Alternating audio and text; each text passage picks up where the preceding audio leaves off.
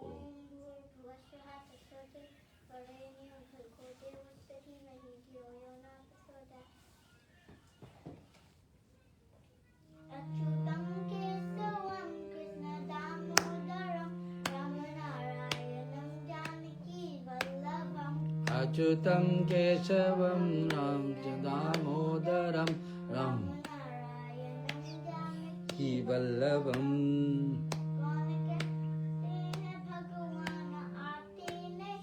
कौन कहते हैं भगवान आते नहीं। तुम मीरा के जैसे बुलाते नहीं तुम मीरा के जैसे बुलाते नहीं। अच्युतम केशवम कृष्ण दामोदरम राम नारायण जानकी वल्लभम। कौन कहते हैं भगवान खाते नहीं। कौन कहते हैं भगवान खाते नहीं।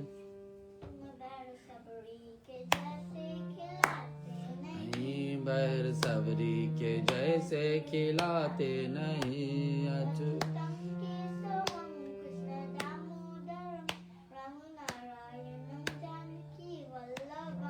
अच्युतम केशवम कृष्ण दामोदरम राम नारायणं जानकी वल्लभम।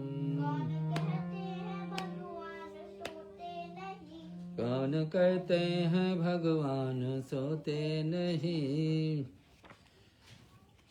यशोदा के जैसे नहीं माँ यशोदा के जैसे सुलाते नहीं।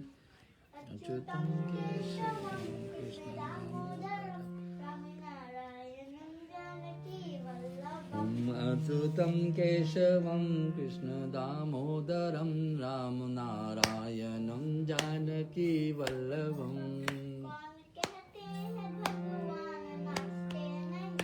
कौन कहते हैं भगवान नाचते नहीं।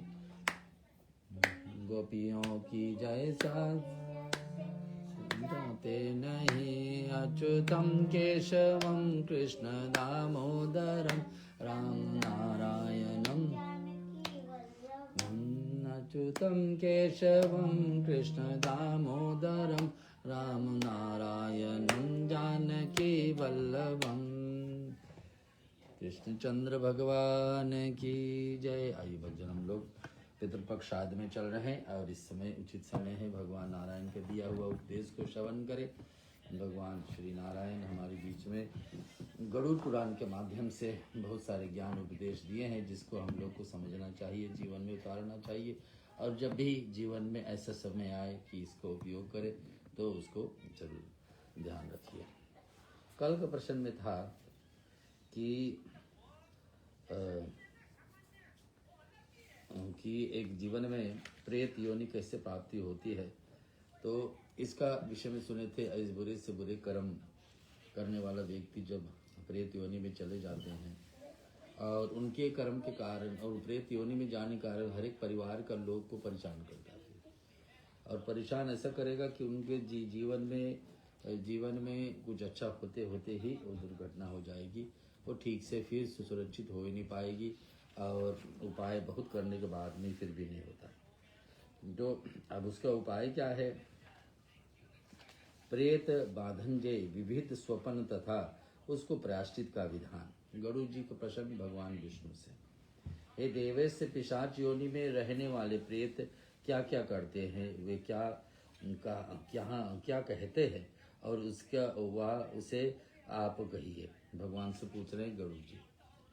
तो भगवान ने कहा कि पक्षीराज उनका जैसा स्वरूप है, जो उनकी पहचान है, जिस प्रकार से वो सपन दिखाते वह सब मैं तुमको सुनाता हूँ। भूख प्यास भूखी वे अपने घर में प्रवेश करते हैं, उसी वायु रूपी देह में प्रविष्ट होकर अपने वंशों में अपना चिन्ह दिखाते हैं।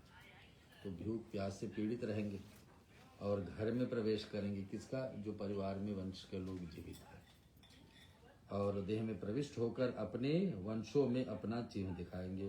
प्रेत अपने पुत्र, अपनी स्त्री तथा अपने बंधु बांधवों के पास जाता है अवश्य, और वह अश्व, हाथी, बैल अथवा मनुष्य का विकृत रूप धारण करके वह स्वप्न में दिखाई देगा। इसका रूप में दिखाई देगा। हम लोग समझते हैं जो प्रेत योनि में चले गए अपने परिवार के हिस्सा के लोग, तो लोग अवश्य आएंगे, सपने में आएंगे। कैसे? हाथी का रूप बना करके, बैल का रूप बना करके, मनुष्य को विकृत बना करके सपने में दिखाई देगा जो लोग जीवित हैं।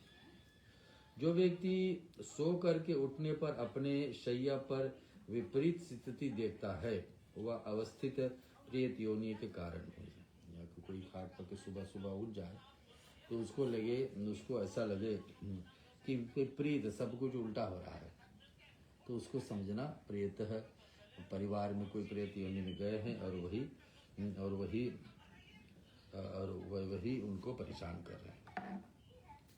और अपने जंजीरों बंधा हुआ देखते हुए मरा हुआ पूर्वज निंदनीय वेश में दिखाई दे और खाते हुए व्यक्ति अन्न लेकर भाग जाए और प्यास से पीड़ित व अपना या पराये को जलपान कर रहे, तो उसको पिशाच योनि में गया हुआ जानो। अगर जो अपने से परिवार से कोई निकल गए हैं, कोई गुजर गए हैं और सपने में आए, क्या करते हुए दिखाए कि मरा हुआ व्यक्ति पूर्वज निंदनीय वेश है कि वो नींद का आसन नींद में है और वेश में दिखाई दे, खाते हुए दिखा रहे हैं। व्यक्ति को अन्न लेकर के भाग जाएं और प्यास है और प्यास से पीड़ित है ना, भूख लगी है उस व्यक्ति को और वो जल ढूंढ रहा है, प्यासा भी है और नींद में है और बताते खाते हुए दिखाए। ऐसा देख अवस्था पर समझना वो व्यक्ति प्रेत योनि में है, पिशाच योनि में है। ये गरुड़ पुराण बता रही। यदि स्वप्न में वह बैल की सवारी करता है और बैलों के साथ कहीं जाता है, डर कर के आकाश या भूख से व्याकुल होकर तीर्थों में चला जाता है, वो अपनी वाणी से गौ, बैल, पक्षी और घोड़े को भाषा बोलता है। उसी हाथी, द्रे, भूत, प्रेत तथा निशाच करके जीव दिखाई देता है, तो उससे पिशाच योनि प्राप्त हुई की मानो। ऐसा व्यक्ति दिखाएगा अपने परिवार के लोग में। अगर अपना ही परिवार के लोग कोई गुजरे हैं और गाय का रूप, गौ का रूप में है, बैल का रूप में दिखाए, पक्षी, चिड़िया के रूप में, घोड़े के रूप में भाषा बोलने लगे, स्वरूप होते हो करके भाषा बोल रहे हैं, तो समझना वो प्रेत योनि में है। गरुड़ जी सुनो, प्राणी को स्वप्न में प्रेत योनि को संबंधित बहुत से चिन्ह दिखाई पड़ेगा। प्रेत योनि में कोई चले गए परिवार के लोग तो बहुत सारे चिन्ह। जो सपन में अपने जीवित स्त्री, अपने जीवित भाई, पुत्र और पुत्री को मरा हुआ देखते हैं, तो उसे प्रेत दोष समझना चाहिए ना।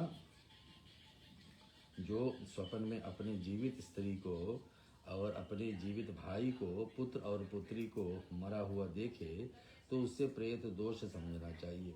अपने ही कोई व्यक्ति अगर जो अपने ही पत्नी को में जीवित है लेकिन उसको मरा हुआ रूप में देखें, अथवा फिर वो अपने भाई बंधुओं को, अपने पुत्र को, पुत्री को, जो भी सगे संबंधी लोग हैं, इनको मरा हुआ सपने में देखें, तो समझना उनके ऊपर पितृदोष है।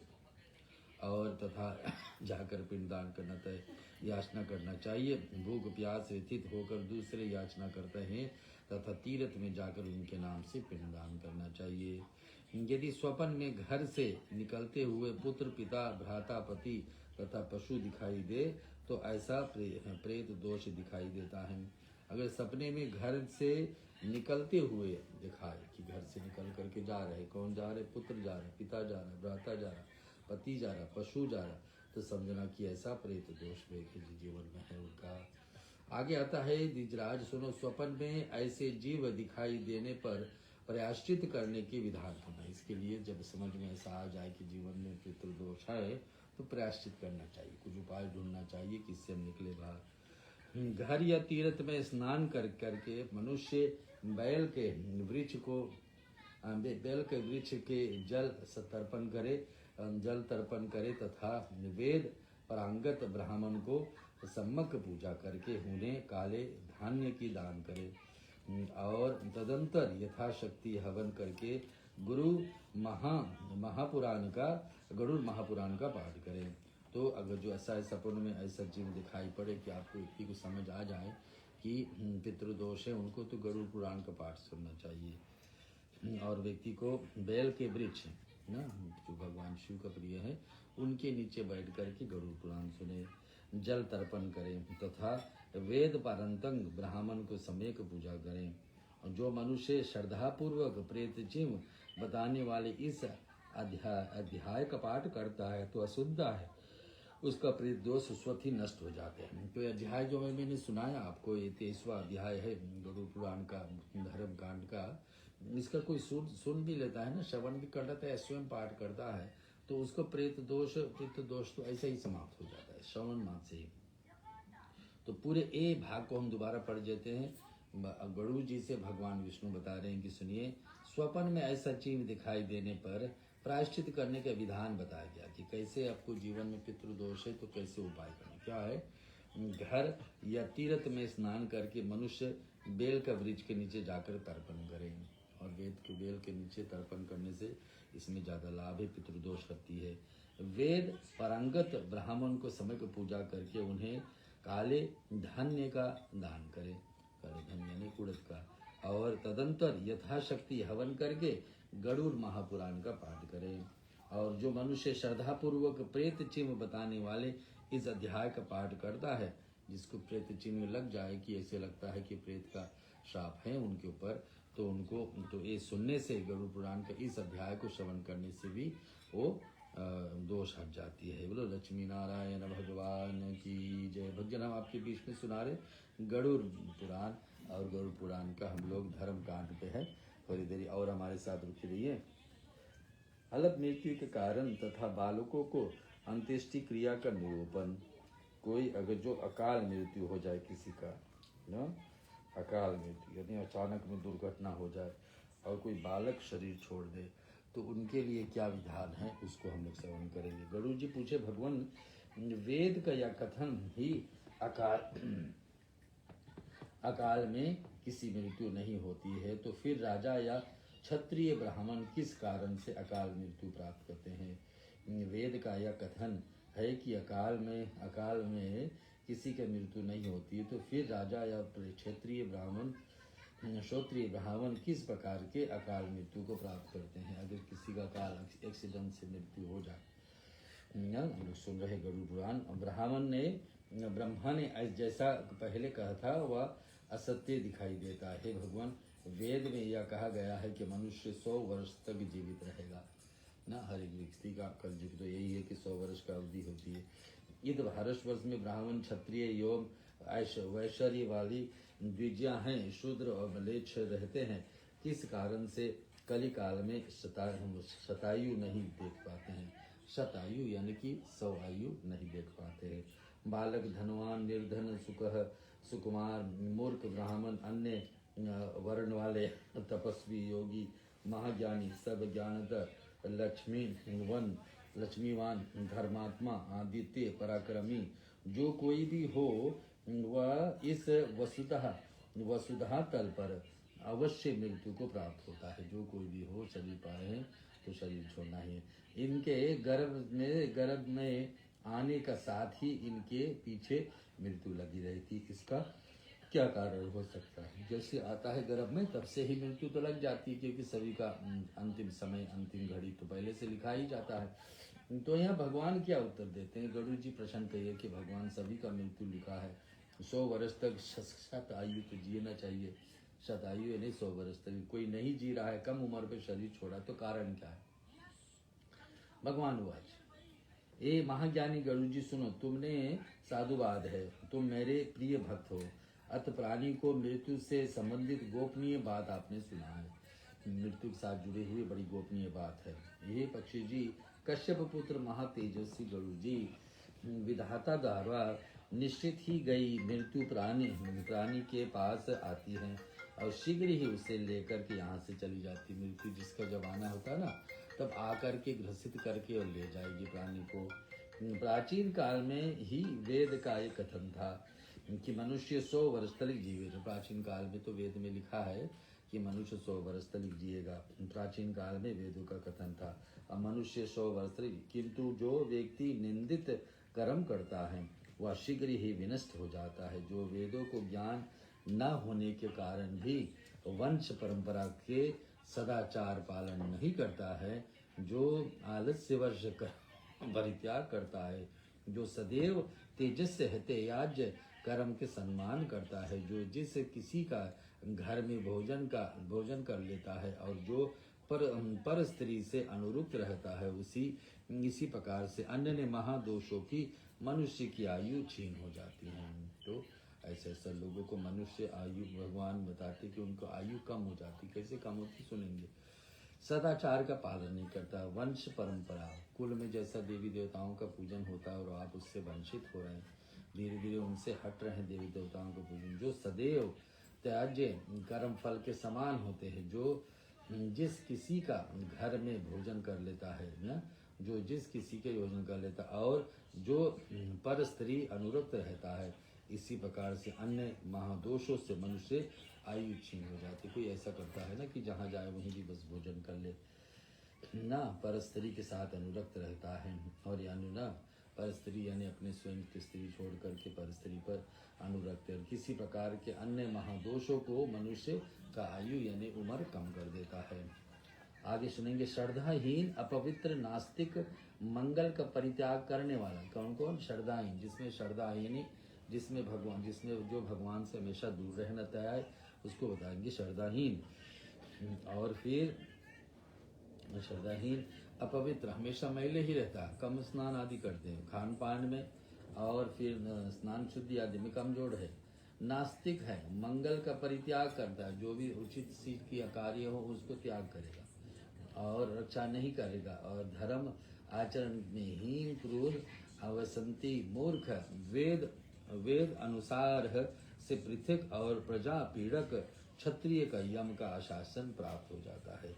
जो व्यक्ति प्रजा की रक्षा की करने वाला धर्म चरण पर से हीन है, धर्म पर से दूर है, धर्म पर जैसे चलना चाहिए वैसे नहीं कर पा रहा, ऐसा दोषी ब्राह्मण एवं क्षत्रिय मृत्यु के वशीभूत हो जाते और यम यातनाओं से प्राप्त हो जाता है। ऐसा व्यक्ति तो मृत्यु अपना जल्दी बुला लेता है। जो अपने कर्मों को परित्याग तथा जितने भूख आचरण हैं उनका परित्याग करता हुआ दूसरे कर्म से निरत रहता है, वह निश्चित ही यमलोक जाता है ना। जो करना चाहिए उसको छोड़ करके अकर्म यानी अधर्म पे चलता है, ऐसा लोग का निश्चय ही नरक का द्वार खुल जाता है। जो यहाँ लिखा है, विधाता विधित्र विहाचुनो मृत्यु शीघ्र मादाय गच्छति तथा वक्षयास्तामि पछिंद्र कश्यप समागुते मानुषः शत जीवित का पूरी वदेन महिषताम विक्रमा प्रभोनेन शीघ्र चापी विनश्यति। इसका अर्थ समझेंगे। भगवान बता रहे जो अपने कर्मों को परित्याग तथा जितने मुख्य आचरण हैं उनका भी वह निश्चित ही यमदूत है। तो भगवान बता अपने आप का गड्ढा हम लोग खोद लेते हैं, दूसरे कर्म से निरत रहते हैं और निश्चित ही यमलोक का याचना। जो शूद्र द्विज सेवक बिना अन्य कर्म करता है वह यमलोक जाता है। तदंतर वह उत्तम मध्यम या अधम कोटि वाले यमलोक को पहुंचकर दुख भोगता है। जो जिस दिन स्नान दान जप होम स्वाध्याय और देव पूजन नहीं करता है मनुष्य वह दिन व्यर्थ ही झेलता है। इस मन से किसी एक चीज हम लोग नहीं करते हैं, अगर जो सब कर रहे हैं एक ही दिन में तो बड़ी बात है, लेकिन एक काम नहीं कर रहे हैं, स्नान नहीं हुआ, दान नहीं हुआ, जप नहीं हुआ और होम नहीं हुआ, स्वाध्याय और देव पूजन नहीं हुआ, तो मनुष्य का वह दिन व्यर्थ निकल जाता है। क्या क्या दिन? स्नानम दानम जपो होमे स्वाध्याय देवार्चनाम वासीत दीनेन सेविदम सावृताम दिवसे निग्राहम। जो व्यक्ति स्नान नहीं करता है एक दिन में, दान नहीं कर रहा है, जप नहीं किया है, श्रेष्ठ होम नहीं किए है, स्वाध्याय नहीं किए, देव पूजन नहीं करते, मनुष्य वह दिन उनका व्यर्थ निकल जाता है ना। तो ये सुनिए, रसोयुत ये शरीर अनित्य है, अध्रुव तथा अधारणीय है। गरुड़ जी सुनो, अब मैं अन्न और जल से बने हुए इस शरीर का गुणों का वर्णन करता हूँ। तो अब ये अन्न और जल से बने हुए ना इस शरीर को हम लोग क्या करते हैं इसके सुनेंगे। प्रातःकाल संस्कृत सुपाचित अन्न निश्चित ही सायंकाल नष्ट हो जाती है। रात काल जो भोजन हम लोग किए हैं शाम तक वो नष्ट हो जाती है, अतः उसे अन्न का रस से पुष्ट शरीर में नित्यता कैसे हो सकती है। हे गरुड़ जी, अपने प्राकृतिक कर्मों अनुसार शरीर तो मिल चुका होता है, इस तरह यथा योग शरीर निर्वाण रूप अथा कार्य तो ही हो चुका है, पर आगे दुष्ट कर्मों से बचने के लिए वह अपनी सुरक्षा के लिए परम औषध सेवन करता रहता। क्या वह शरीर अन्नदाता पिता या जन्मदाता माता का ये अथवा उन दोनों का क्या होता है, या गजा के कारण ही बलवान और अग्नि अथवा कुते का होता है। कीटायु विष्ठा अथवा भस्म रूप से परिणित होने वाला इस शरीर को लिए श्रेष्ठतम यज्ञ कौन से कहते हैं। हमारे शरीर ऐसा है कि इससे हमेशा कोई शुभ कर्म कराना चाहिए। पशु जैसा कर्म कराओगे तो फिर ये मनुष्य जन्म लेने के क्या अर्थ होता है। कीटायु विष्ठा अथवा भस्म के रूप से परिंगत होने के कारण इस शरीर के लिए श्रेष्ठतम यज्ञ कौन सा हो सकता है। शरीर को हम लोग सुधारने के लिए क्या पाप विनाश के लिए निमित्त प्राणी को उत्कृष्ट यत्न करना चाहिए। पाप हटाने के लिए प्राणी को क्या क्या करना चाहिए। भगवान विष्णु बता रहे गरुड़ जी से, पाप विनाश निमित्त अनेक प्रकार के संसार में साधन है। ये शरीर के द्वारा पाप कर्म किया जाता है जब, तो मनुष्य जन्म मिलने पर प्राणी को पूर्व सभी जन्मों को पापों को स्मरण करके तप के द्वारा उन्हें विनष्ट कर प्रणाम करना चाहिए। तपस्या करके अपनी गलती हो जाए तो तपस्या कर लो, जितने देर बैठ के हो सके भगवान का हरि नाम का गुण गा लीजिए। श्रीमन नारायण नारायण नारायण, लक्ष्मी नारायण नारायण नारायण, सत्य नारायण नारायण नारायण, सत्य नारायण नारायण नारायण, लक्ष्मी नारायण नारायण नारायण, लक्ष्मी नारायण नारायण नारायण। ऐसे जप कर लेना चाहिए, भगवान का नाम का गुणगान करने चाहिए। कीटाणु विष्ठा अथवा भस्म के रूप में परिगणित होने से इस शरीर के लिए श्रेष्ठतम यज्ञ कौन सा हो सकता है। पाप विनाश के निमित्त प्राणी को उत्कृष्ट यत्न करना चाहिए। जीव ने अनेक बार इस संसार में जन्म ग्रहण करके मन वाणी और शरीर के द्वारा पाप कर्म करता। अनेक जन्मों से लेकर के हम लोग शरीर से, मन से और वाणी से अच्छे और बुरे कर्म करते आए, सब लेकर के आते रहते हैं। तो हर पल जाकर के कहीं ना कहीं हम लोग को दुख और सुख तो देगा। जो पाप कर्म किए उस द्वारा हम लोग को दुख तो मिलेगा। और यहाँ लिखा है, पाप विनाश के निमित्त प्राणी को उत्कृष्ट यत्न करना चाहिए। जीवने के अनेक बार इस संसार में जन्म ग्रहण करके मन और वाणी से शरीर के द्वारा पाप कर्म किया जाता है। मनुष्य जन्म मिलने पर प्राणी को पूर्व सभी जन्मों का पाप स्मरण करके तप के द्वारा उन्हें विनष्ट करने का प्रयास करना चाहिए। हम लोग जन्म मिला ना, तो हम लोग को कोशिश करना चाहिए इस जन्म में कितना पिछले जन्म से किए हुए पाप को इसी जन्म के हम लोग इतना शुभ कर्म कर डालें कि पिछले जो भी योनि में हम हुए होंगे और गलती कभी भी हुआ होगा जिस जन्म में भी, उसको यही जन्म में उपाय है कि हम लोग इसके छुटकारा पा लें। यहाँ बता रहे गरुड़ जी से भगवान विष्णु, मनुष्य जन्म मिलने पर प्राणी को पूर्व सभी जन्मों को पापों को स्मरण करके तप करके द्वारा उन्हें विनष्ट अब करने के लिए प्रयास करना चाहिए। कर्म के अनुसार प्राप्त होने वाले गर्भवास में महान कष्ट को देखकर भी जो मनुष्य पूर्ण गर्भवास आता है, अर्थात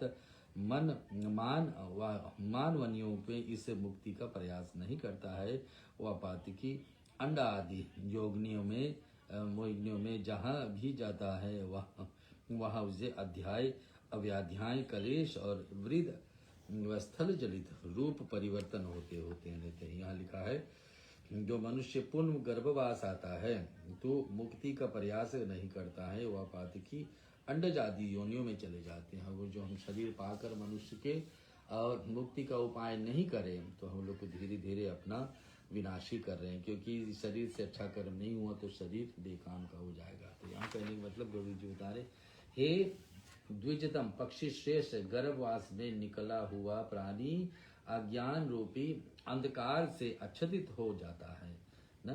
गर्भवास से निकलना हुआ प्राणी अज्ञानवश ना, जैसे गर्भ से निकलेगा उसको ज्ञान सब ढक जाएगा तो अज्ञान छा लेगा, तब उसको जितने बातें गर्भ में होते हुए याद था वो सब भूलने लगेगा।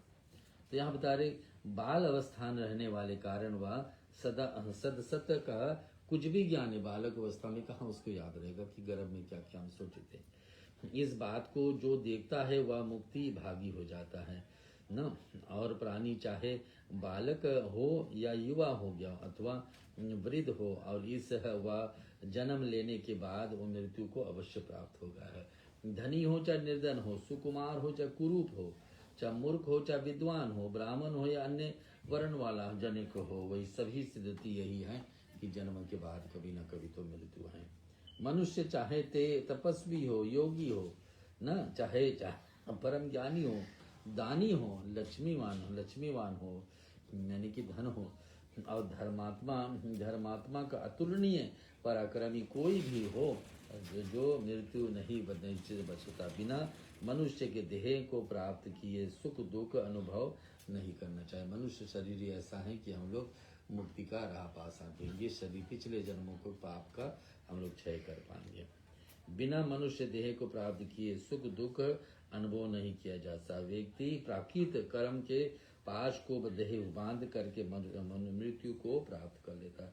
गर्भ से लेकर के 5 वर्ष तक मनुष्य के ऊपर पाप का अल्प प्रभाव रहता है ना। गर्भ से लेकर के बच्चा गर्भ में है तब से लेकर 5 वर्ष तक उसको जितने ही ज्ञान ध्यान में अनुभव कराया जाए उतना ही उचित है। उस तले के ऊपर पाप अल्प प्रभाव होता है उनको, किंतु उसके बाद वह यथा योग और पाप के युद्धिका को प्रभाव को भागी हो जाती। इस प्रकार से प्राणी को बार बार इस संसार में आना जाना पड़ता। इस पृथ्वी पर मरा हुआ मनुष्य दान आदि सत्कर्म प्रभाव से पुण्य जन्म लेकर अधिक दिनों तक जीवित रहता है। तो फिर अगर जो 5 वर्ष के बाद में फिर उसको धीरे धीरे पिछले जन्मों वाली कर्म का असर सुख और दुख जीवन में उतरने लगता है। सुख और दुख दोनों आने लगती है उन्हीं का पिछले जन्मों का पाप और पुण्य के कारण।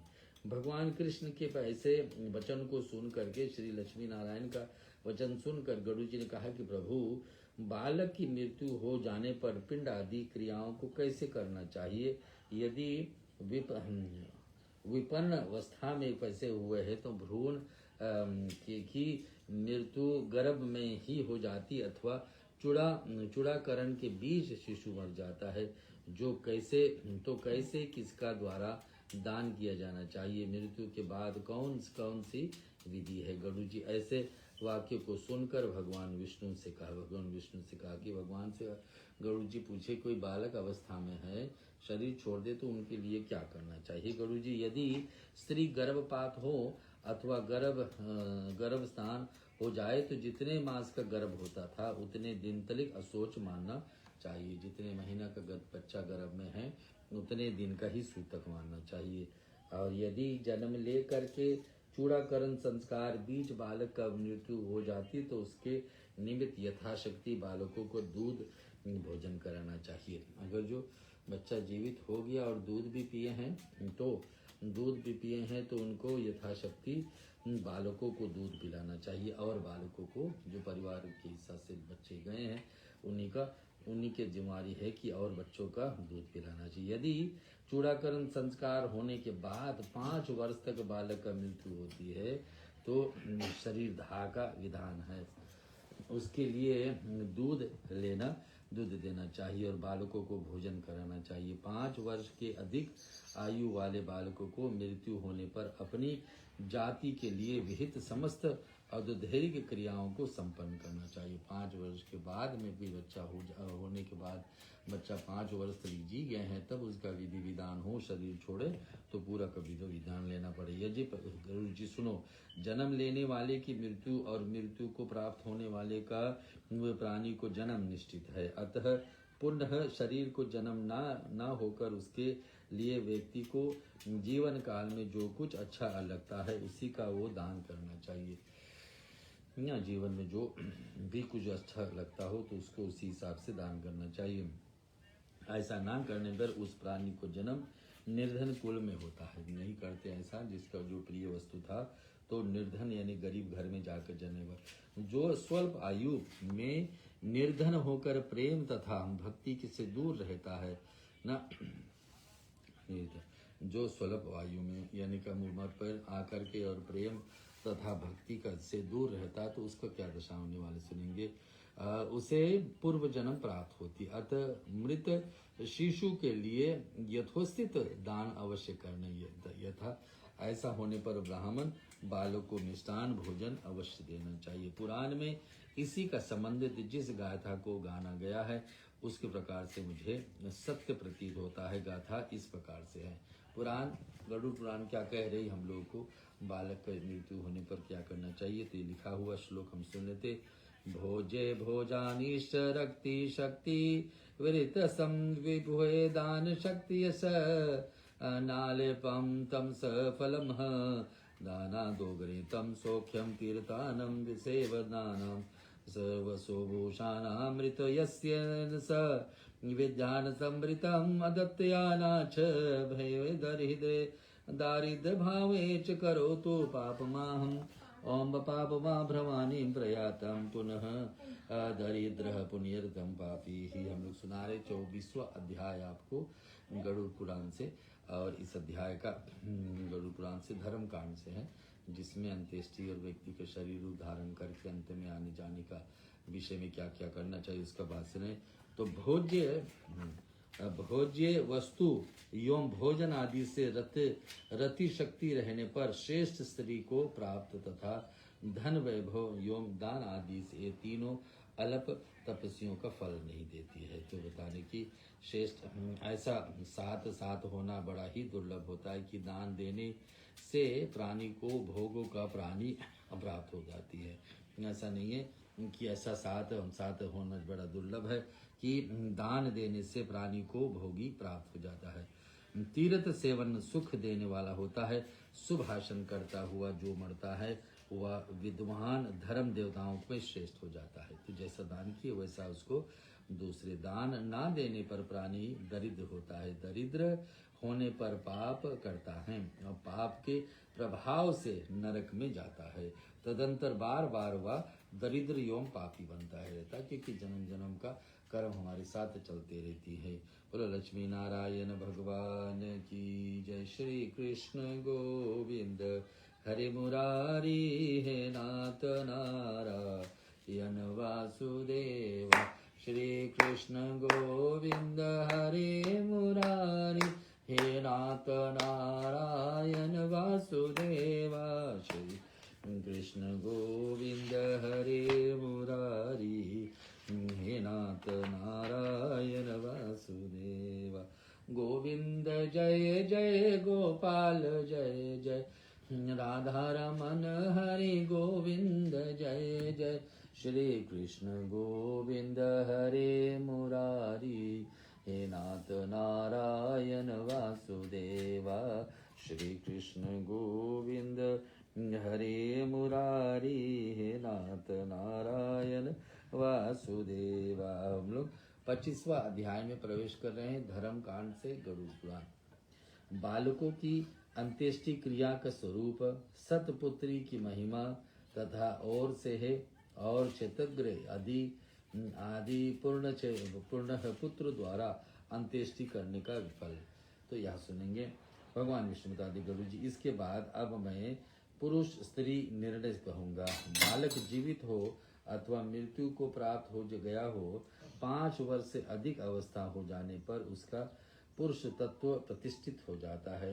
वह अपनी समस्त इंद्रियों को जान लेता है और वह रूप तथा कुरूप को विरूप रूप से जानने का क्षमता भी उसमें आ जाती। पूर्व जन्म आदि कर्म फल से प्राणियों को वक्त और बंधन हो जाता है। पाप ही सभी लोगों को नष्ट कर देती। तो यहाँ लिखा है 5 वर्ष की ज़्यादा उम्र के बच्चे हो जाए तो उनका विधि विधान थोड़े अलग है। गुरु जी सुनो, गर्भ में नष्ट हो जाने पर कोई भी औद्योगिक क्रिया जरूरी नहीं। बच्चा गर्भ से पैदा निकले और सीधे सीधे मृत्यु ही प्राप्त हो।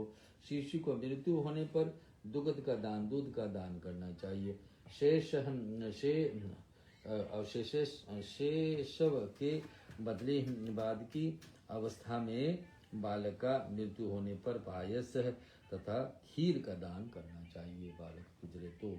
और कुमारी अवस्था में मृत्यु होने पर एकादश में द्वादशी पर वस्त्रक तथा दान की छोड़ करके अन्य सभी अर्धोदिक कृत है करने आदेश किया जाता है। तो यहाँ ऐसे समय पर कोई शरीर छोड़े, जैसे यहाँ भगवान बताएं कि एकादशी पर, द्वादशी पर, वर्ष सर्ग पर तथा ऐसे स्थान पर शरीर छोड़ने वाले व्यक्ति आदेश किए हैं तो मरे हुए कुमार और बालकों को निमित्त भोजन, वस्त्र तथा वेष्टन देना चाहिए। बाल, वृद्ध अथवा तरुण के मरने पर घट बंधन करना चाहिए, अगर बंधन हो जाए। और एक खगवेश है, यानी कि गरुड़ जी, जो महाकम हो 2 वर्ष तक बालक को मृत्यु होने पर उसकी पृथ्वी पर गड्ढा खोद करके 2 वर्ष से कम उम्र का है तो पृथ्वी पर ही जमीन में गाड़ देना चाहिए। इसके अधिक वायु वाले मृत्यु बालक के लिए दाह संस्कार ही विधान है। इससे ज्यादा उम्र पे तो पूरे दाह संस्कार अग्निदान करना चाहिए। सभी शास्त्रों में जन्म से लेकर दांत निकलने तक अवस्था में बच्चे को शिशु और चूड़ामणि संस्कार अवस्था में उनको बालक और उपनयन संस्कार में आयु वाले को कुमार को कहा जाता है। तो ऐसा नाम दिया जाता है, क्या उम्र से क्या। सभी शास्त्रों में जन्म लेकर के दांत निकलने तक अवस्था में बच्चे को कहा जाएंगे शिशु। और चूड़ामणि संस्कार यानी कि जनेऊ आदि संस्कार हो गई है तो अवस्था वाले बालक को बालक कहा जाता है। और उपनयन संस्कार, ये जो पवित्र धारण करनी, ऐसा लोगों को कहा जाता है कि कुमार अवस्था में शरीर छोड़े, तो ऐसा उम्र लिखा हुआ है। गरुड़ जी, उपनयन संस्कार विधान न होने के कारण शूद्र की अंतिम संस्कार कैसे होना चाहिए है संशय है। गर्भधान से 9 मास तक काल को छोड़ करके 16 मास तक बच्चे शिशु होते हैं, 16 महीने तक। और 27 मास तक अवस्था प्राप्त में बच्चे बालक, और 5 वर्ष तक आयु वाले बच्चे कुमार, और 9 वर्ष वाले को पौगंड, और 16 वर्ष वाले को किशोर कहा जाता है। इसके बाद का जीवन काल कहा जाता है। 5 वर्ष की अल्पवायु मृत कुमार, चाहे उसको व्रत बंधन हुआ तो अथवा ना हुआ, वह पूर्व कथित विधान को अनुसार 10 पिंड कृत क्या कामना करता है। ये 5 वर्ष का समय दिया अपने। स्वल्प कर्म प्रसंग और स्वल्प विषय बंधन, स्वल्प शरीर तथा स्वल्प वस्त्र के कारण प्राणी स्वल्प क्रिया कक्ष करते हैं। जीव जब तक वृद्धि की ओर बढ़ा रहता है जब तक वह संसारिक विषय से वासनाओं में गिरा देता है। जब तक व्यक्ति जीवित है तब तक उसको कामनाएं कभी समाप्त नहीं होगी, भगवान बता रहे। तब तक वह अपने उस मृत परिजनों को वे सभी भोज्य पदार्थ और अवश्य वस्तु देना चाहिए जो उसके लिए उपजीव ही इच्छित है। तो उनको प्रिय भोजन भी उनके नाम से दान में देना चाहिए। गरुड़ जी, चाहे बालक यो या वृद्ध हो अथवा युवा की को सभी प्राणियों को घट की इच्छा होती है। सर्व सगामी देही जीवात्मा सदैव सुख दुख अनुभव करते रहता है ना। जब तक जीवन है तब तक सुख और दुख हम लोग अनुभव करते रहते हैं, क्योंकि उसी ही प्रकार से हम लोग कर्म किए हैं। थोड़ी देर और हमारे साथ टिके रहिए और हम लोग वाणी को विराम की तरफ ले जा रहे। किसी प्रकार के सांप अपने पुरानी केंचुल का परित्याग कर देता है जैसे, और इसी प्रकार के जीव पुराने शरीर को परित्याग करके अंगुष्ठ मात्र परिमाण वाला होकर तथा वायु हवा का रूप होकर भूख से पीड़ित होकर के चल पड़ता है। अतः बालक की भी मृत्यु होने पर निश्चय ही दान देना चाहिए। जन्म से लेकर के 5 वर्ष तक अवधि में मरा हुआ प्राणी दान दिए गए असंस्कृत है भोजन उपभोग करता है। यदि 5 वर्ष से अधिक आयु वाला बालक है मृत्यु हो जाती तो वृषतग सर्ग और सपिंडी कारण के छोड़ करके द्वादशी आने पर षोडश श्राद्ध करने के लिए चाहिए। जिस दिन यथाक्रम प्रायशः खीर ये बने हुए पिंड दान देना चाहिए न 10 दिन, उस दिन किस दिन 10वां दिन पर, और उस पिंड दान से गुड़ से घी किया जा सकता है। उसी दिन सानुदिक कुंभ और पर्ददान देना चाहिए। ब्राह्मण को भोजन करना चाहिए। यथाशक्ति महादान आदि भी करना चाहिए। पक्षी श्रेष्ठ दीपदान आदि से कुछ शेष कर्म है, उन्हें 5 वर्ष तक अधिक आयु वाले कुमार की मृत्यु होने पर करना चाहिए।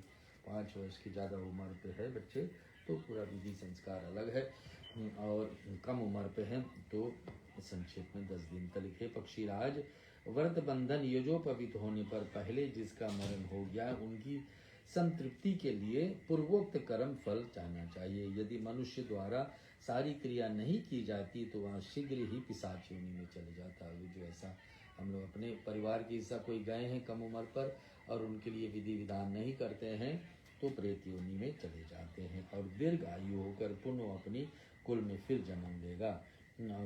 विषु कुश से श्वेत तिल के द्वारा अब सवे होकर समस्त क्रियाओं करने से पितृगण परम गति को प्राप्त कर लेते। बोलो लक्ष्मी नारायण भगवान की जय। सभी प्रकार के सुखों को प्रदान करने वाले पुत्र और माता पिता जी का प्रेम का भी वर्धिक होता है। अब हम लोग इस वाणी को यहाँ विराम दे के भजन छोटे से भजन का सहारा लेंगे, फिर शांति पाठ की तरफ चलेंगे।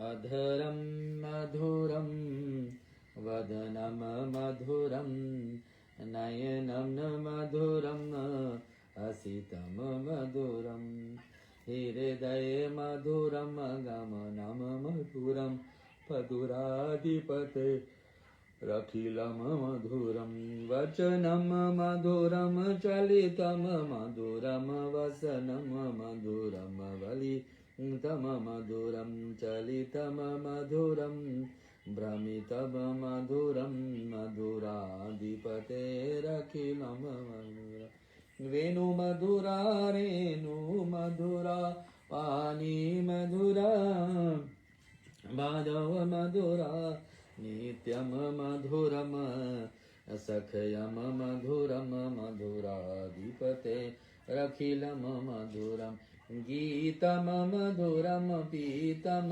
मधुरम भोक्तम मधुरम सुप्तम मधुरम रूपम मधुरम तरणम मधुरम हरणम मधुरम समरण मधुरम विवमितम मधुरम शमितम मधुरम मधुराधिपतेरखिलम मधुरम मधुराधिपतेरखिलम मधुरम गुंजा मधुरा मधुरा उंजा मधुरा माला मधुरा यमुना मधुरा वीची मधुरा सलिलम मधुरम कमलम मधुरम मधुराधिपतेरखिलम मधुरम गोपी मधुरा लीला मधुरा युक्ता भवतुर मधुयुक्तम मधुरम भूतम मधुरम दुष्टम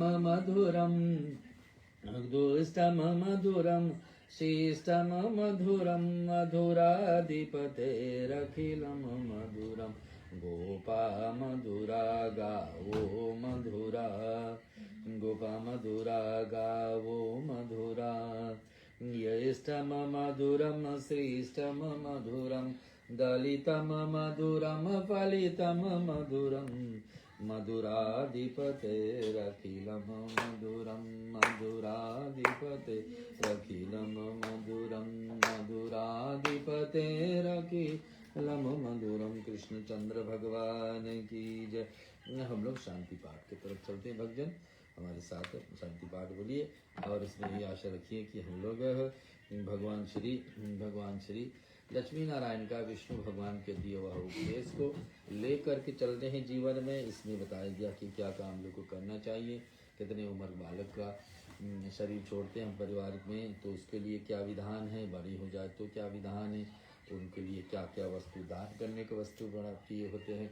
ये सब बातें को आज हम लोग सुने और इसका विषय में कोई सुनता भी है तो इतने महात्म है श्रवण का कि ऐसा व्यक्ति के परिवार में कोई ऐसा अवस्था में शरीर भी नहीं छोड़ते हैं। आज हमारे साथ आप जुड़े, कल फिर आशा रखेंगे सुबह के बेला में दर्पण तो है ही और शाम के समय गरुड़ पुराण का पाठ।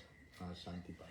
ओम त्र्यंबकम यजामहे सुगंधिन पुष्टिवर्धनम उर्वारुकमिवावन्दनार्मृत्योर्मुच्यमामृतात्। ओम त्र्यंबकम यजामहे सुगंधिन पुष्टिवर्धनम उर्वारुकमिवां वन्दनार मृत्योर्मोचीय मामृतात्। ॐ सर्वेषां स्वस्तिर्भवतु, सर्वेषां शान्तिर्भवतु, सर्वेषां पूर्णं भवतु, सर्वेषां मङ्गलं भवतु, सर्वे भवन्तु सुखिनः, सर्वे सन्तु निरामयाः, सर्वे भद्राणि पश्यन्तु मा कश्चित् दुःखभाग् भवेत्।